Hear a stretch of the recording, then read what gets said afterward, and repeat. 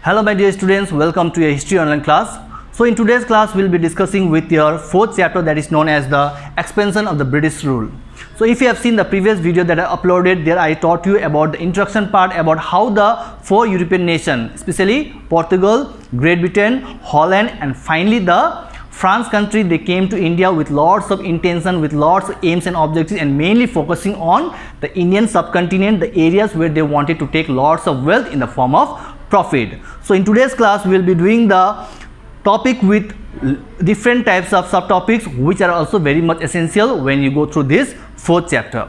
So first, talking about the East India Company. So when all the four nations from the European continent had come to India for all different perspectives with lots of aims and objectives, later on we see that how East India Company was able to put their power, their charge on all the trading companies like Portugal, after that what you call France and then Holland, and they became overall the main mastermind of all those kinds of areas, and they were able to take all those kinds of wealth as well as profit.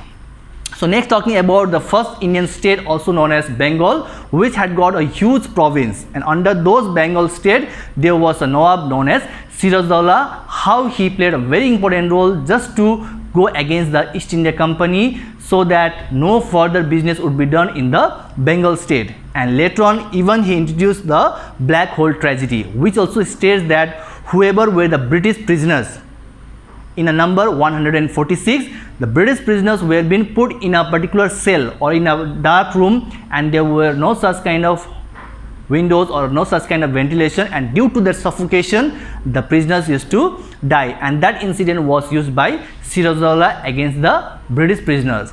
So next, talking about the Battle of Plassey. So Battle of Plassey has been regarded as one of the greatest battle of the Indian history because it was fought within two sides, one from the Bengal state under Siraj-Dowla's leadership and the other with the East India Company under the leadership of Robert Clive. So both the armies, they have met in the famous Battle of Plassey on 23rd of June 1757, but there was a commander-in-chief whose name stays as Mir Jafar, who was also a conspirator as well as a traitor, giving all the information about the planning, about the war strategy, tactics, what are the weapons, infantry, cavalry, every information was being given to Robert Clive because they had already signed an agreement. In case if Siraj-Dowla gets defeated by Robert Clive's army, then the next Nawab would be given to Mir Jafar. So on that condition he used to give all the information, and when the Battle of Plassey took place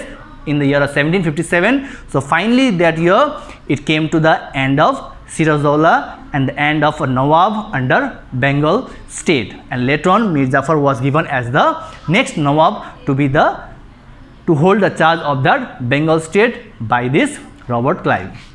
Next, talking about the dual government. So dual government is also very much important because it was being first implemented by the East India Company, representing by the leader known as Robert Clive, mainly focusing on two subtopics. First, talking about administration, where all the Indian Nawab or kingdom used to be given a power. But second, talking about the revenue, whatever was the amount, whatever was the money that was being collected in the form of taxes from the farmer, peasant or from any of the people, that would be controlled by the company, that is the East India Company. So this was also a dual government, and under this government three Indian states, Odisha, Bengal as well as Bihar, was being snatched by this dual government. So next we talk about the Battle of Buxar. So Battle of Buxar was fought in the year of 1764 with two sides. On the one side we see there were three rulers. One was known as Siraj-Dowla, he was from Awadh. Second, Mir Qasim, he was from Bengal, and third, Shah Alam II, he was from Mughal dynasty, he was also one of the Mughal ruler or king, against Robert Clive and the company of all the armies of East India Company. But unfortunately, as East India Company had got lots of weapons, lots of forces, huge proper training was being given, so they were able to get victory over these three kings of the respective Indian states, and that also came to the end of Battle of Buxar in 1764.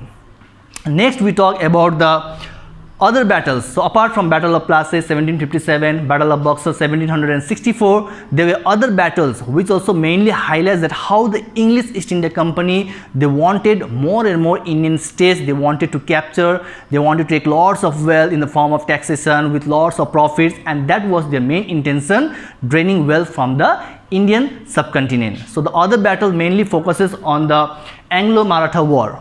So Anglo-Maratha War, it was between the East India Company or the Britishers versus the Maratha kings, and it took thrice, not once, twice, or it took thrice, that means 3 times the Anglo-Maratha War took place between the year, you see, 1775 till 1818. So overall, every time the English East India Company would get victory over the Marathas, as they had got lots of confidence level was too high at the same time, with the proper training, with the weapons and the strategy, the planning that was to the high peak, and they were able to defeat the Marathas.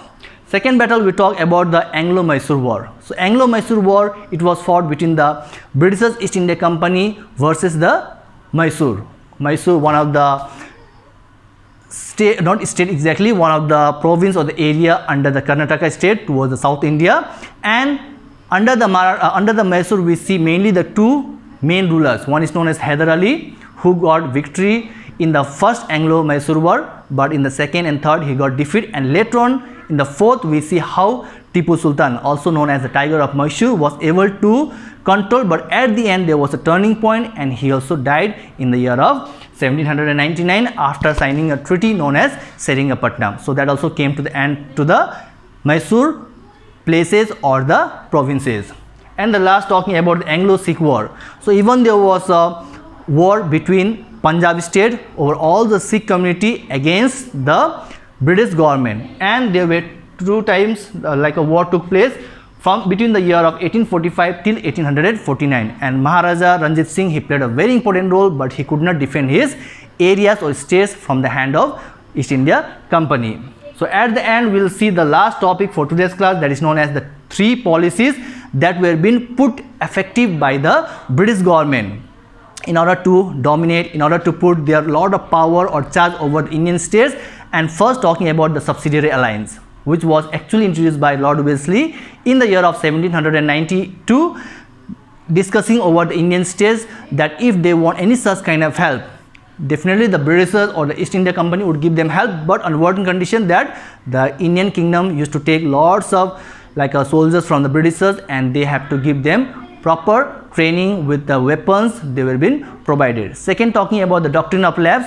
So doctrine of lapse was introduced by Lord Dalhousie in the year of 1846, that if a king doesn't have a proper or original son, then that state would be annexed by Lord Dalhousie under this doctrine of lapse policy.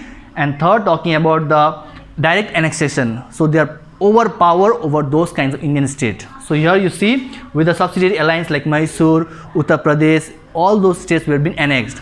With the doctrine of lapse, Satara, Jhansi, Sambalpur, and with the direct annexation, Awadh and different Indian states were also annexed. So these were also the policies used by the Britishers in order to put their power, their domination over the Indian states and the Nawab or the kings who were ruling during those time.